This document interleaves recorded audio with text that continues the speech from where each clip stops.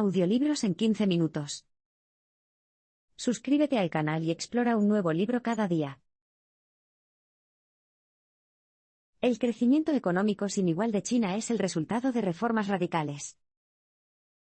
Si hubieras especulado a finales de la década de 1970 que la economía de China crecería hasta convertirse en una de las más grandes del mundo, muy pocos te habrían creído. Sin embargo, hoy en día, es la realidad. Entonces, ¿cuál es el secreto detrás del crecimiento inesperado e incomparable de China? Todo comenzó con la introducción de las ideas económicas occidentales. Tras la muerte del presidente Mao Zedong en 1976, Deng Xiaoping llegó al poder y, durante los 2 años siguientes, desarrolló varias iniciativas económicas nuevas. ¿Cuál es el propósito de estas iniciativas? Abrir China al mercado global. Los resultados de estas iniciativas fueron extraordinarios. En pocos años, cientos de millones de chinos ya habían salido de la pobreza. A principios de la década de 1980, el PIB de China aumentaba un 10% anual, en promedio. En el centro de esta explosión de la actividad económica había una política en particular: otorgar más autoridad a las empresas estatales, o SOE, por sus siglas en inglés. Si bien todavía estaban obligadas a cumplir con las cuotas planificadas por el gobierno central, ahora se les permitía vender sus productos y servicios en el mercado abierto con precios flexibles. Otro aspecto crucial del plan económico de Xiaoping fue la creación de zonas económicas especiales, CE. Estas medidas sirvieron para avivar el latente espíritu empresarial chino al conceder a las empresas extranjeras y chinas tasas impositivas más bajas, flexibilizar las restricciones a la importación y exportación y facilitar el acceso a la inversión extranjera. Lenovo y la empresa de bebidas Hanchou Waa Group se fundaron en este periodo. Las CE funcionaban como laboratorios económicos donde China podía experimentar con prácticas económicas que ya eran comunes en Occidente, como la competencia por contratos de construcción o el pago de incentivos para los trabajadores. Antes de estas iniciativas, las personas brillantes y con mentalidad empresarial rara vez podían utilizar sus habilidades en los trabajos que se les asignaban. Sin embargo, las reformas condujeron a la creación de más empresas, ya que ya era posible crear una propia. Pronto los jóvenes emprendedores aparecieron como hongos.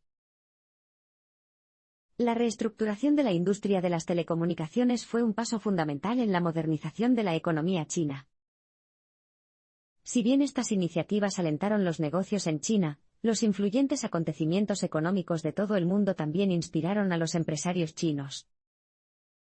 Uno de esos eventos fue la desregulación y privatización masivas encabezadas por Margaret Thatcher en el Reino Unido entre 1985 y 1990.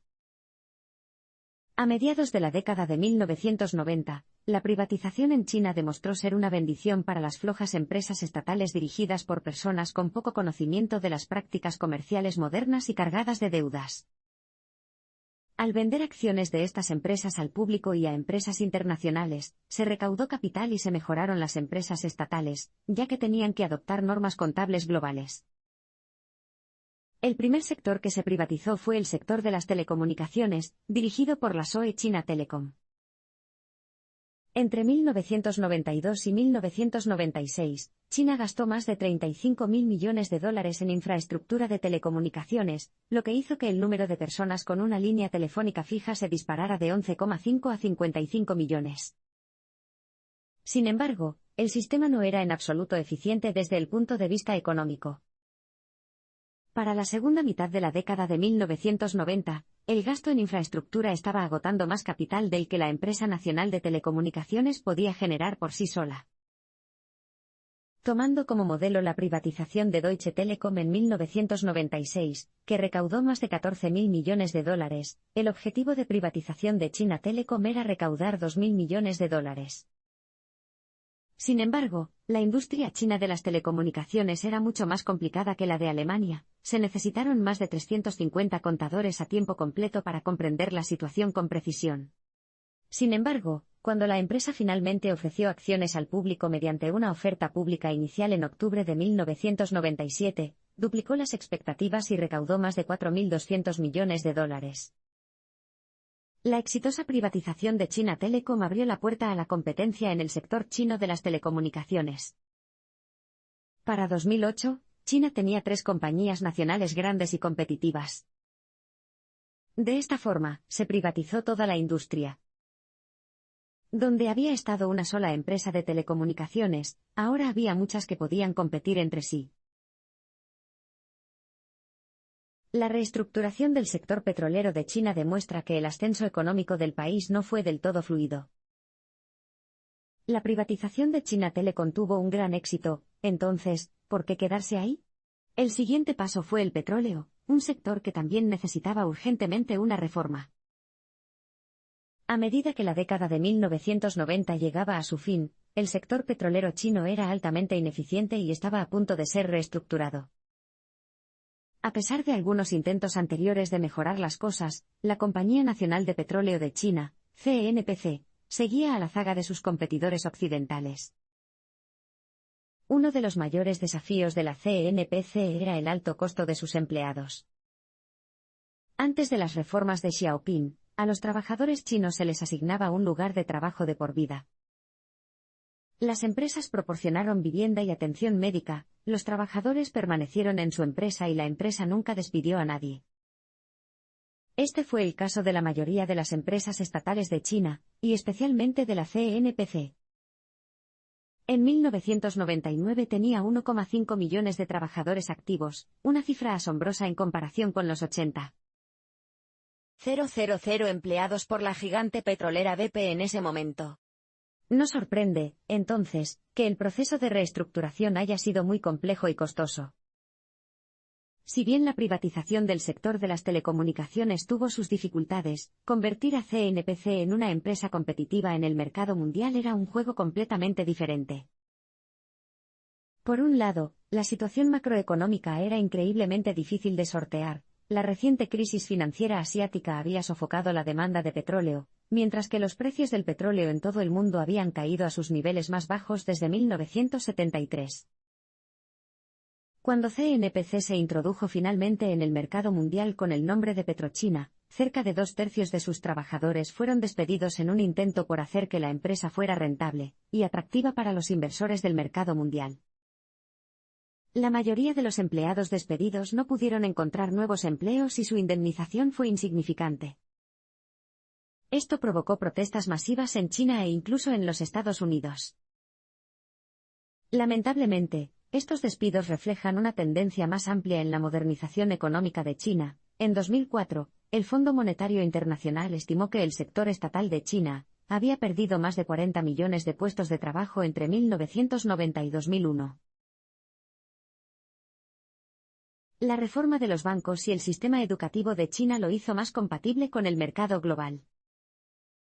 En medio de todos los cambios radicales en China, había un problema evidente que no podía ignorarse. En términos de educación y banca, China era totalmente incompatible con el mercado global. Entonces, ¿cómo se abordó esto? En la década de 1990, las universidades chinas no tenían problemas para producir ingenieros fantásticos. Sin embargo, cuando se trataba de educar a directivos capaces, estaban muy por detrás de las universidades occidentales. El primer ministro chino, Zhu Rongji, lo reconoció y decidió que era necesario reformar la educación empresarial en la Universidad de Tsinghua. Pidió al autor que evaluara la escuela, conocida como el MIT de China, y que propusiera un nuevo programa ejecutivo. Cuando el autor asistió a la Escuela de Negocios de Harvard, nunca hubo respuestas correctas o incorrectas. Tenías que pensar por ti mismo, una habilidad necesaria para cualquier aspirante a gerente. Llevar esta actitud a la enseñanza era el objetivo del nuevo programa ejecutivo de Tsinghua. ¿Cómo? Cambiando hacia una educación basada en estudios de casos y centrándose menos en la teoría. En 2001, se lanzó el primer programa, Managing in the Internet Age. Desde entonces, más de 50.000 personas han pasado por los programas de formación ejecutiva de Tsinghua. El sector bancario también necesitó una reestructuración radical para adaptarse a un mercado global. Pero, ¿cómo? Al principio, se crearon 4 bancos de propiedad estatal para competir entre sí, y hacer que el sistema fuera más eficiente. Sin embargo, las cosas no salieron del todo según lo planeado. Estos bancos empezaron a financiar a las empresas estatales mediante préstamos poco sólidos que pronto se descontrolaron, lo que provocó inflación y puso en peligro a toda la economía.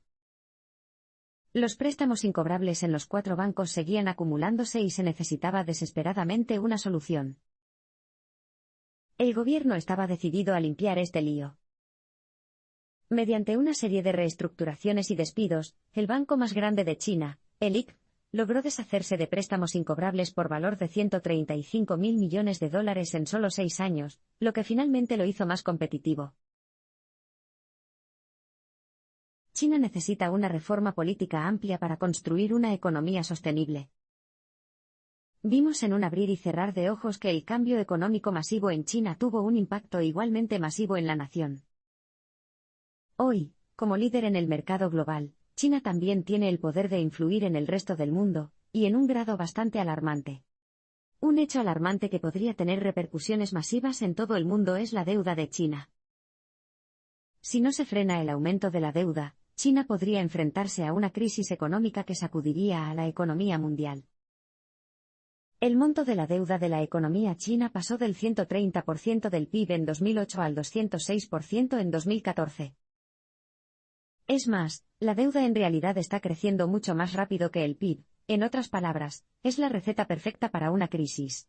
En abril de 2014, el FMI dejó en claro sus preocupaciones e instó a China a tomar el control de sus crecientes niveles de crédito. ¿Cómo podría China evitar una crisis de este tipo? Bueno, el primer paso sería delegar más autoridad a la SOE. En la actualidad, la contratación y el despido de ejecutivos en las empresas estatales siguen siendo controlados por el Partido Comunista, un organismo político. Para gestionar la deuda de manera más eficaz, las empresas deberían operar realmente comercialmente, lo que les permitiría competir en el mercado. Otra área que requiere cambios es el medio ambiente. El crecimiento económico de China ha tenido un enorme impacto en el medio ambiente. La contaminación en Beijing ha alcanzado niveles muy superiores a los que la Agencia de Protección Ambiental de los Estados Unidos considera peligrosos.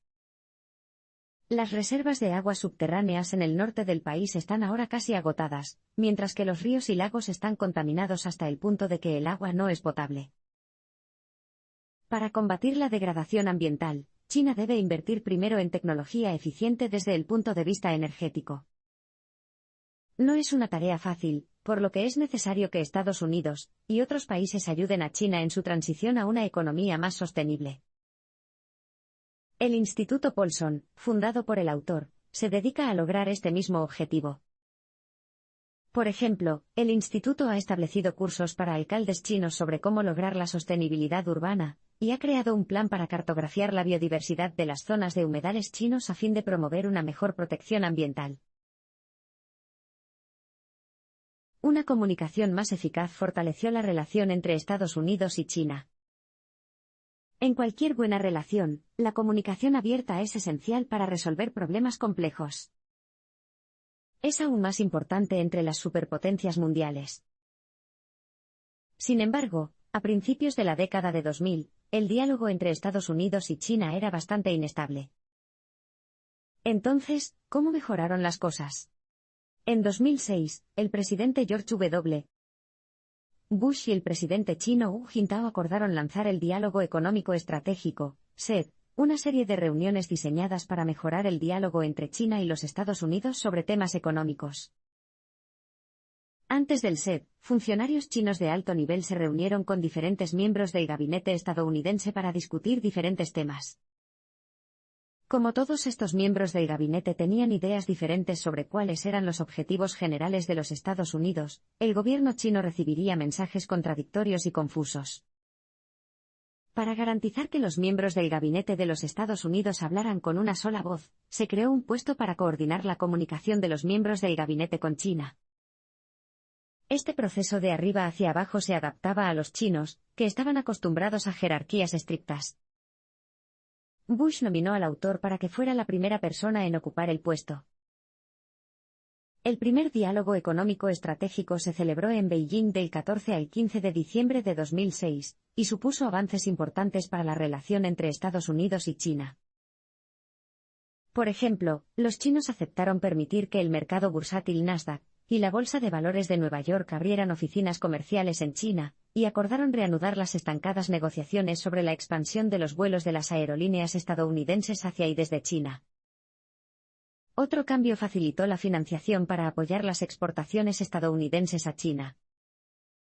Dado que el comercio entre los dos países había sido durante mucho tiempo un tema delicado, esto marcó un nuevo comienzo crucial.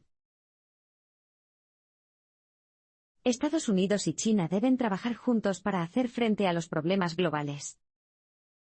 La mayoría de la gente sabe que Estados Unidos y China mantienen una relación estratégica desde hace muchos años.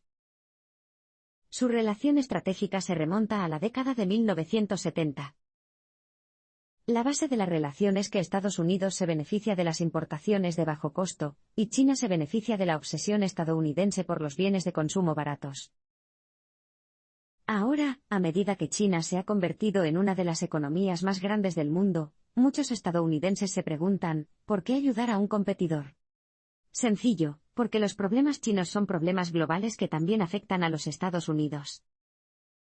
Un ejemplo de ello es un estudio de 2014 de la Academia Nacional de Ciencias, que concluyó que hasta una cuarta parte de la contaminación por sulfatos en la costa oeste de los Estados Unidos es causada por fabricantes chinos, y transportada por los vientos a través del Océano Pacífico.